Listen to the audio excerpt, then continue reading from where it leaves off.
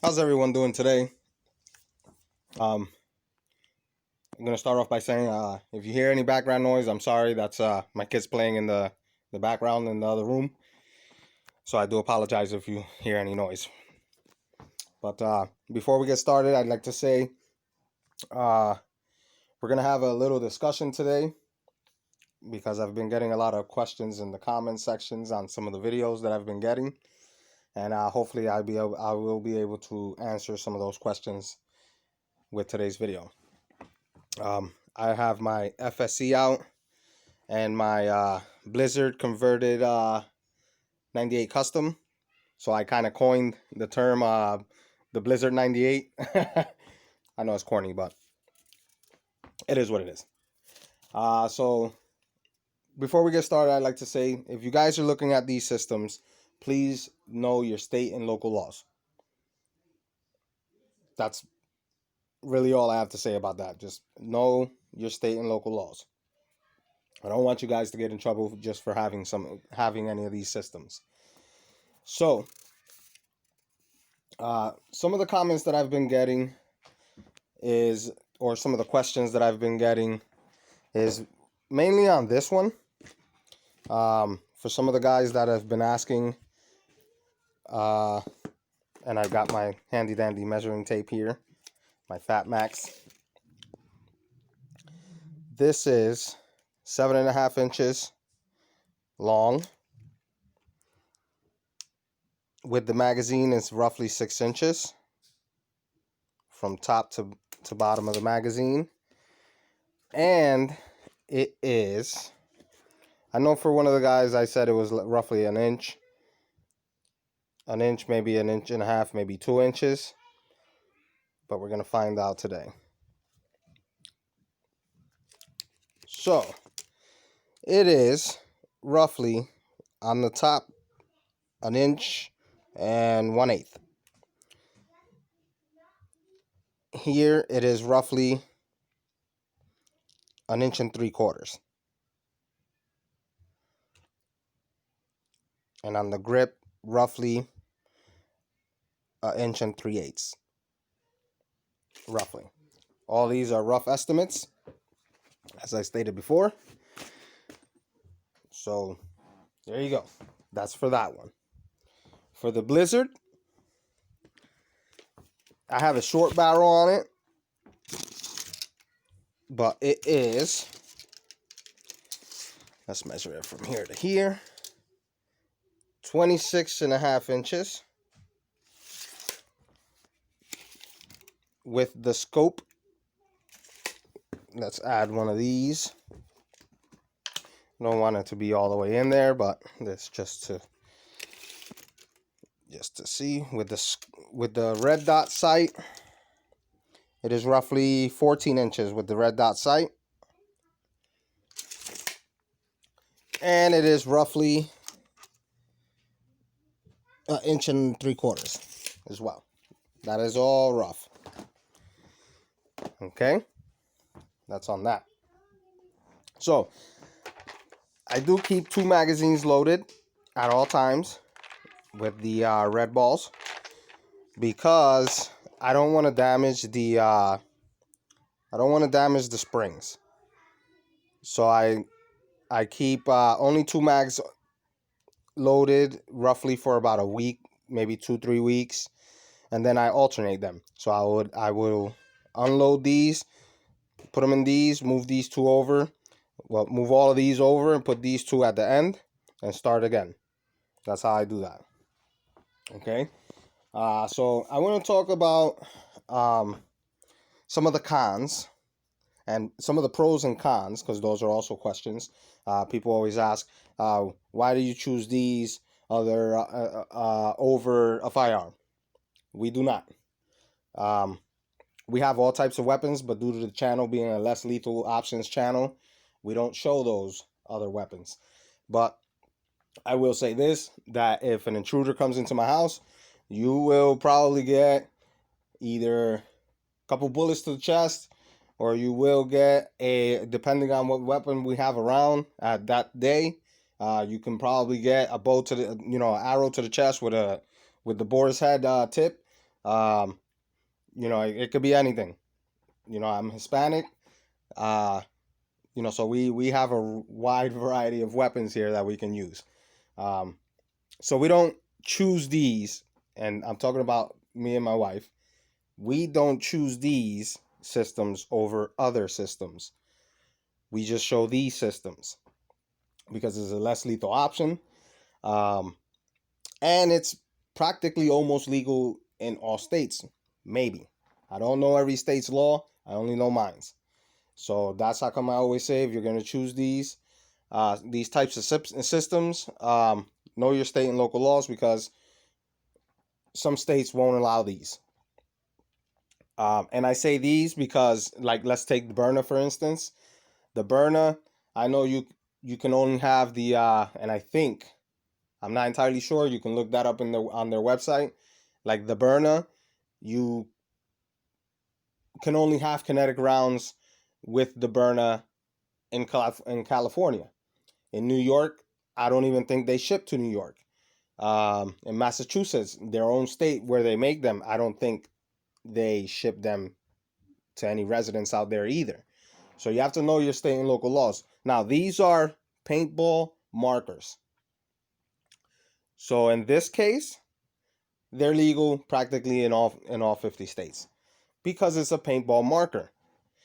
Now, when you tune them up to use them as a less lethal, that's where you have to know your state and local laws. Because as I said, you're using them as a weapon now. Excuse me. So you might want to read up on that. Some of the pros that I'm gonna talk about is number one, they're legal in all 50 states. That's a good pro. Two, if you have to use these in a self-defense situation, this is another pro. You have a 50-50 chance, depending on where you shoot someone with this, that, the person will live. And you probably won't get in trouble that much trouble. Because here in the state that we're in, I can have my firearm out. Let's say an intruder comes into my house and I pull out my firearm. If he's not trying to do any bodily harm to me, my firearm is useless. Because if I shoot that person and he doesn't have a weapon, or he was just intending to, let's say, let's use this situation where people are, and it might sound messed up, but let's use this situation that some people need food, and someone comes into my home and is just trying to get food. My firearm is useless because I can't shoot that person just because he came into my house to get food. Or let's say someone wants to steal my TV, and he's unarmed and he comes into my house. I can't shoot that person in my state. Let's say the person comes in with a knife, and I pull my firearm, and he turns around to run. I now cannot shoot that person. There's rules of engagement in every state, and you need to know those laws. That's why when I get questions in the comments that, hey, why do you choose this over that? No, we're not choosing this over that. It's just there are rules. And yeah, you can argue the fact that in the middle of the night you're not going to know which weapon you're going to choose, and you're going to choose the one that's closest. I get that. You know what I mean? I do get that. But a firearm is not necessary in every situation. And that's what I tell a lot of people. A firearm is not necessary in every situation. So that's another. Let's get back to the point where I was saying the pros. So that's another pro. You have a 50-50 chance of, if you shoot someone with this, you're not gonna kill them. Depends on where you hit them. Okay. Some of the pieces are cheap. That's another pro. Some of the pieces not cheap in quality, cheap in price. So I don't want you guys to confuse the two. Cheap in price. Some of the pieces are cheap. You can rebuild one of these for a couple for a couple bucks if something happens. That's another thing. Um, let me see, any other pros? Um, at this moment, no. Oh, and let's talk about the ammo. This is another pro. The ammo, depending on where you get it and depending on what type you get, they're pretty cheap too. I can get a bag of these 200 for like $58, I think, shipped to my house. I know it's probably more expensive, but we're talking more expensive than buying bullets, but we're talking less lethals here. The good thing is, you buy 200, you use them, you can still probably have 200 if you don't lose them. You're not rebuying them. I buy a lot. I like to store them, so I buy a lot. I have a few thousand of these, a couple hundred of the Grimberg rounds. So, I like to keep them stocked up. They're pretty cheap, and I have a whole bunch. I have a closet full of them. I just keep a few in the case and always got some in the mags. As you can see, there's always one in the mag, in every mag. These are the Grimberg rounds. Great rounds, by the way. Grimberg HP 68s. Great rounds, by the way. So they're, these are pretty cheap. I can buy two of these. These are the Valken cartridges. I think I paid like $7 each, something like that. You can get the JT pre-filled. These are $14 depending on where you get them. In Walmart, they're like $13, I think, $12.97. So they're pretty inexpensive. So now let's talk about some of the cons. Some of the cons are anything can go wrong with these. That's a huge con. And I'm just going to use that one. And that is that anything can go wrong with these. In a situation, just like in a firearm, you can have a jam, you can, anything could go wrong. Same thing, same deal. It's the same thing. Anything can go wrong here. You can install this. This one is full, not pretty full because we shot a few mags out of them already, but it's pretty full. But you can install this and have a leak and not even know it. That's how come I practice. We try to practice with them as much as we can, because if there's a leak, we'll detect it before a situation where we actually need it arises. So, we practice with them all the time, at least twice a week, maybe sometimes 3 times a week, depending. I just don't video them, because I'm pretty sure you guys don't want to see every single shooting video, every single thing that we do. But yeah, anything could go wrong with them. That's a big con. You can have a leak here, a leak in there. You can have a leak in your power tube. One of your O-rings could bust. You can have a leak in there. Anything can happen. That's a big con. But,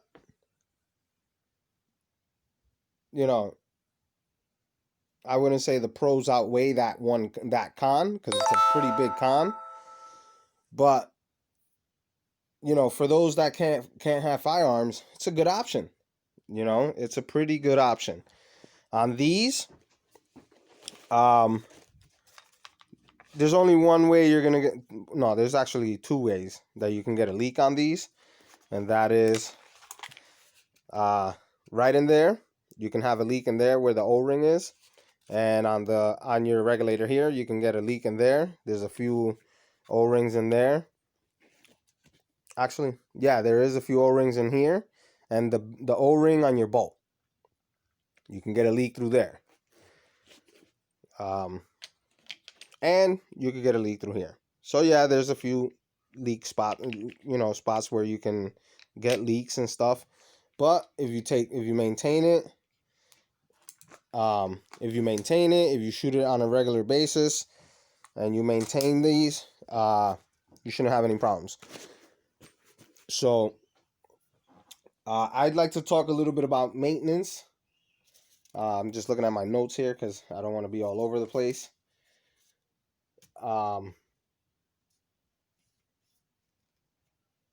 Maintenance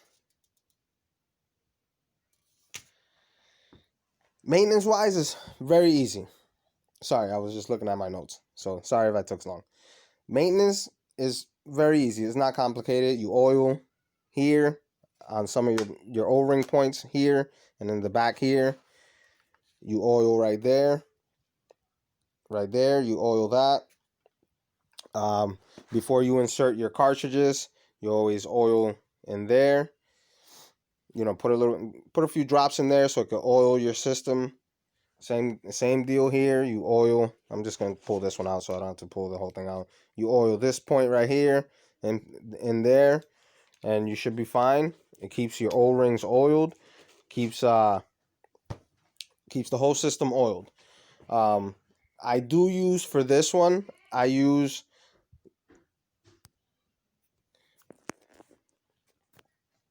so yeah, like I was saying, it keeps all your whole system oiled if you just put a few drops of oil in the ASAs. You know, nothing too drastic. It'll keep it all nice and oily for you. I use Gold Cup for this one, as I stated before. I use Gold Cup oil for this one. And for this one, I use two different types. I use the First Strike lube, and I use the First Strike ointment, which is a paste. The paste I use on the bolt. The oils I use on the O-rings and on the ASAs. Excuse me. So that's that. What else? Tools that you would need. That's simple. You would need screwdriver, flathead. Depends, because these have flathead and Phillips. So you would need let's stick to this one real quick. It's Allen. Get yourself a set of Allen keys, flathead screwdriver, Phillips head screwdriver, and a crescent wrench. You should be fine. Same deal over here. A crescent wrench, a wooden dowel, maybe a foot long, 1/4 inch in diameter. And that is to do the O-ring for the bolt. So you're going to need crescent wrench, a set of Allen keys, and a 1/4 inch diameter dowel, preferably a foot long. And that's all you're going to need for those. Okay? So, let's see what else I have here.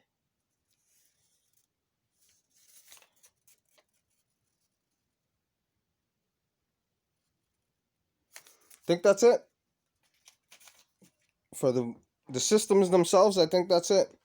Now, I do want to talk a little bit about, I don't like to get into politics too much, but we need to start voting people that care about our constitutional rights in. Because there are states where firearms, you can't even own them. Like in California. Not too many people have their carry permits. You know? So you guys, we need to learn and know who these politicians are. You know? Here in our state, we're trying to get some of these laws appealed. It's an uphill battle with the 2A, with the Second Amendment right. It's an uphill battle. So that's what I would say on that. Know who you're voting for. If you're a brand new gun owner, or if you own one of these systems, know who you're voting for. These politicians, they like to paint these pictures and use all these fancy words and try to confuse you, and all they're doing is taking your rights away at the end of the day. So that's what I'm going to say about that. Learn who you're voting for. Know them. These are career politicians. They know how to word things to screw you, you know. So with that being said, that's going to be today's video.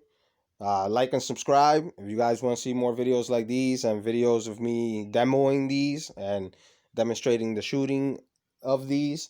Like and subscribe. If you guys have any questions, leave a comment in the comment section, and I'll get right to you guys. All right, so have yourselves a good night, and I hope you guys enjoyed this video.